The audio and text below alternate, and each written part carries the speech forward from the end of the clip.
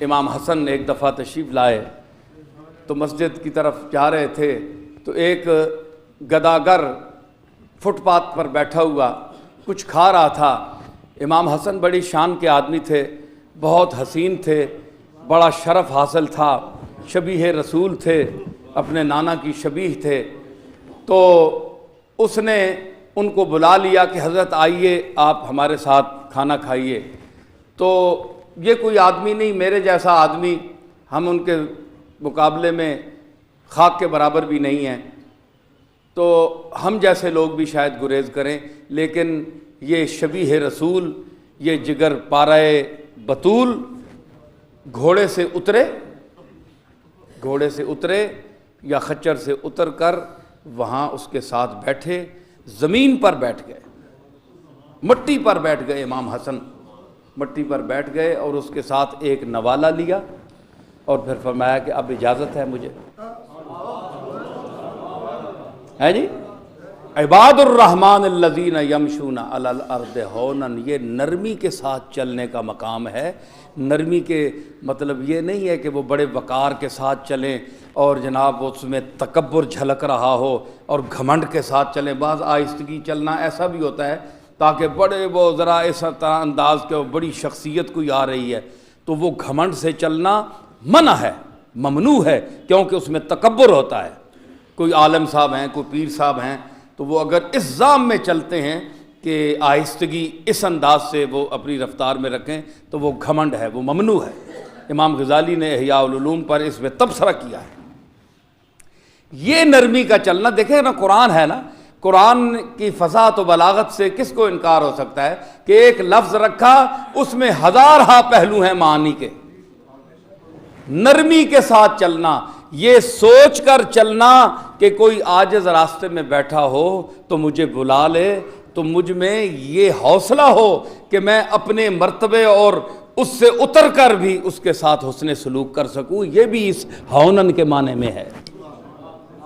صرف چلنا نہیں ہے، چلتے تو سب ہیں، کیڑیاں بھی چلتی ہیں۔ کیڑیاں کتنی رفتار نرمی کے ساتھ چلتی ہیں، کم رفتار ہوتی ہے لیکن وہ کاٹتی بھی ہیں۔ صرف چلنا کم رفتار سے نہیں ہے نرمی، نرمی آپ کے وجود میں ہو، آپ کے شعور میں ہو، آپ کے ذہن میں ہونے چاہیے، وہ ہونن ہے۔ اگر صرف اترانا ہو تو اس اترانے سے کوئی فائدہ نہیں ہے، پھر وہ عباد الرحمن میں وہ لوگ شامل نہیں ہو سکتے۔ تو ان لوگوں کو حضرت شیخ عبد القادر جیلانی علیہ رحمت، آپ جب نماز کے لیے آتے تھے تو بعض دفعہ آپ کا ایک مقام تھا اور بڑے تمکنت کے ساتھ، وقار کے ساتھ، عاجزانہ رفتار ہوتی تھی۔ وہ مصداق اتم تھے اس آیت کا، وعباد الرحمن الذین یمشون علی الارض ہونا، نرمی کے ساتھ چال چلنا اور جو ان کی جلالت شان کے ساتھ سجتی ہو وہ چال چلتے، لیکن اس میں بھی وہ عاجزی، وہ انکسار اور وہ فروتنی اور عجز موجود تھا کہ آپ بہت چھوٹے چھوٹے لوگوں کو ان کی دلداری فرماتے، جو اللہ تعالیٰ کے مخلوق میں سے ضعیف لوگ ہیں، ان کے ساتھ جو غریب لوگ طبقہ ہے، جو مساکین ہیں، یتامہ ہیں، ان کے ساتھ آپ حسن سلوک فرمایا کرتے تھے۔ اور اپنے مدرسہ کے طلباء جب جاتے تھے، یہ کام اس دور میں میرے سمیت نہ کوئی پیر کر سکتا ہے، نہ کوئی خواجہ کر سکتا ہے، نہ کوئی عالم کر سکتا ہے۔ عالم صاحب، شیخ الحدیث صاحب، شیخ القرآن صاحب اپنے گھمنڈ میں مبتلا ہوتے ہیں کہ ہم جیسا کوئی علم میں پیدا ہی نہیں ہوا، نہ کوئی ہوگا۔ پیر صاحب کہتے ہیں ہمارے مزاج کا، ہماری شان کا کوئی پیر پیدا ہی نہیں ہوا، ہم ہی ہیں اس دور میں، ہم کسی کے ساتھ کیوں ایسا کریں۔ خواجہ صاحبان جو ہیں وہ اپنی دنیا میں مست ہیں، وہ کہتے ہیں ہمیں اللہ نے بہت کچھ دے رکھا ہے، ہمیں کسی کی کیا ضرورت ہے۔ کوئی آدمی یہ عمل نہیں کر سکتا، مگر شیخ عبد القادر کرتے تھے۔ آپ ان کی جلالت شان دیکھیں کہ مدرسہ کے طالب علم ایک طرف تو ان کا یہ مقام تھا کہ بادشاہ وقت جب آتا تھا ان سے ملنے کے لیے تو آپ الگ کمرے میں بیٹھ جاتے تھے، اور جب وہ بادشاہ خلیفہ بیٹھ جاتا تھا تو پھر آپ اس کمرے میں جاتے تھے تاکہ خلیفہ کو اٹھنا پڑے۔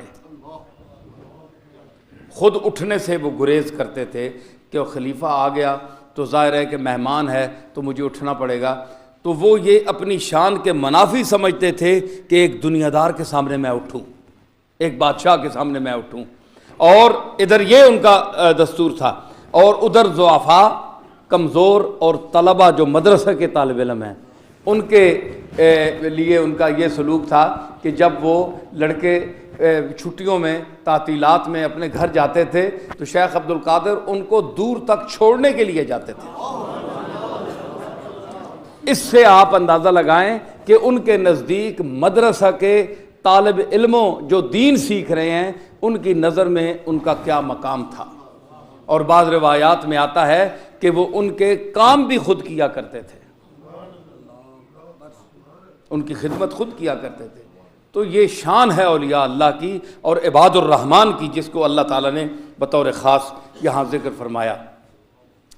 تو میرے دادا حضرت پیر میر علی شاہ صاحب، دیکھیں اس انداز کی مجھے ایک بات یاد گئی، میں کوئی تعریف کرنا نہیں چاہتا لیکن بعض حقائق ہوتے ہیں وہ ہمارے مریدین علماء تو خیر اس انداز کی تعریفیں کرتے ہیں، ٹھیک ہے، وہ بھی چونکہ میں ان کے گھر کا فرد ہوں تو کوئی شاید یہ سمجھے جی کہ اپنے دادا صاحب کی تعریف کر رہا ہے، ایسی بات نہیں ہے۔ لیکن بعض چیزیں ایسی ہیں کہ مجھے معلوم ہے، میں نے بڑے بزرگوں کی سنی ہیں، علماء سے سنی ہیں جو آپ کے دور کے لوگ تھے۔ تو ایک صاحب، ایک بہت بڑے شیخ، اپنے وقت کے بہت بڑے شیخ مشہور، وہ تشریف فرما تھے، تو ایک ان کے خلیفہ تھے، تو جیسے خلفاء یا مریدین کرتے ہیں کہ اپنے شیخ کے ساتھ نہ بیٹھیں، آج کل تو یہ بھی نہیں ہوتا، آج کل تو ایسے مریدین بھی ہیں جو شیخ کے ساتھ چڑھ کر بیٹھتے ہیں، ہاں کہ ہم بھی ان سے کوئی کم تو نہیں ہیں، وہ بھی ساتھ چڑھ کر بیٹھتے ہیں، یہ حال ہے اس دور کا۔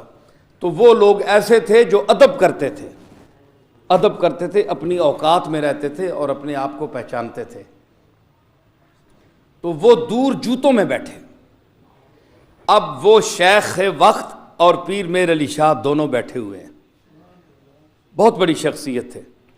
تو وہ جوتوں میں بیٹھ کے نا ان کو فقیر صاحب کہتے تھے، فقیر صاحب، ان کا لقب ہے فقیر صاحب، جس طرح ہمارے خواجہ مسعود صاحب کو حضرت باؤ جی نے فقیر صاحب فرماتے تھے، تو فقیر صاحب ان کا لقب تھا۔ تو فقیر صاحب جب بیٹھ کے جوتوں میں، اب وہ تو شیخ بیٹھا ہوا ہے، شیخ کے سامنے وہ بیچارے تو جوتوں میں بیٹھنا بھی بڑا فخر سمجھتے تھے۔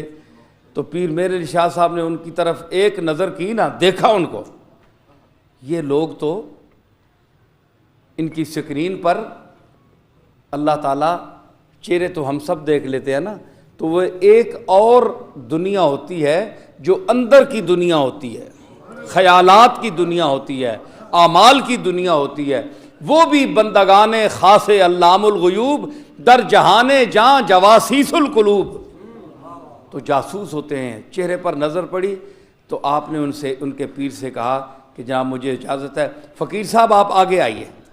اب وہ گھبرائے، وہ کہتے ہیں کہ نہیں حضور بیٹھے ہوئے، میرا پیر بیٹھے، میں تو جوتوں میں بیٹھا۔ فرمایا نہیں، پھر میں ادھر آتا ہوں۔ اب وہ گھبرا گئے، انہوں نے کہا پھر جب پیر میر علی شاہ صاحب وہاں جانے کے لیے آمادہ ہوئے کہ میں ادھر جوتوں میں آپ کے ساتھ بیٹھوں گا۔ تو یہ بڑی یعنی عجیب میں آپ کو بات سنا رہا ہوں کہ اولیاء اللہ کس مقام کے ہوتے ہیں۔ یہ گھمنڈی طبقہ نہیں ہوتا، نخرہ کرنے والا اور اپنے آپ کو بڑا سمجھنا، جس طرح آج کل ہے چکر ہے جی، جو دنیا کا بھوت ہے تکبر اور غرور کا، اور ہر فعل میں ہر عمل میں اپنا کبر، اپنے آپ کو منوانا، یہ کچھ بھی نہیں ہے، چاہے مولوی ہو چاہے پیر ہو، کوئی شے نہیں، لاش ہے۔ بچیے ایسے لوگوں سے۔ میں آپ کو طریقہ بتا رہا ہوں پیر میر علی شاہ صاحب کا، جو صحیح اللہ کے مقبول انسان تھے۔ تو فرمایا میں ادھر آتا ہوں۔ اب ان کے شیخ نے کہا نہیں ادھر آ جاؤ فقیر، ادھر آؤ۔ جب وہ سامنے آئے تو کہنے لگے حضور اور کوئی بات نہیں، مجھے آپ سے اللہ اللہ کی خوشبو آ رہی ہے۔ یعنی اس مقام سے آپ اللہ کو پکارتے ہیں، وہ تعلق ہے آپ کا اللہ کے ساتھ کہ آپ کا جوتوں میں بیٹھنا میں برداشت نہیں کر سکتا۔ یہ ہے نگاہ مومن، مرد کامل کی یہ ہے نگاہ کہ پتہ نہیں شیخ پہچان سکا کہ نہیں، لیکن پیر میر علی شاہ پہچان گئے، جی ان کو جوتوں سے اٹھا کر اپنے پاس بٹھایا۔ تو یہ عباد الرحمن ہیں، یہ ان کا ایک مقام ہے۔ اللہ تعالیٰ آپ کو اور مجھے ان عباد الرحمن کے ساتھ تعلق رکھنے کی توفیق عطا فرمائے اور ان کے نقش قدم پر چلنے کی توفیق دے۔ حضرات، میرے بیانات، خطابات، سیڈیاں ملتی ہیں، سب لوگ آپ سنتے ہیں۔ میں کوئی پروفیشنل مقرر نہیں ہوں، خطیب نہیں ہوں، لیکن جب میری طبیعت خطابت پر آ جائے تو وہ گر بھی جانتا ہوں میں اللہ تعالیٰ کے فضل سے۔ میں خانہ سخن کا گدائے قدیم ہوں، ہر رنگ کی شراب پیالے میں ہے میرے، تو اللہ کے فضل سے وہ چیز بھی ہے۔ لیکن میں آج جس انداز سے میں نے اس مختصر وقت میں کوشش کی اس آیت کریمہ پر بولنے کی اور مفہوم کو سمیٹنے کی، اللہ تعالیٰ آپ کو اور مجھے ان کے اتباع کامل کی توفیق عطا فرمائے۔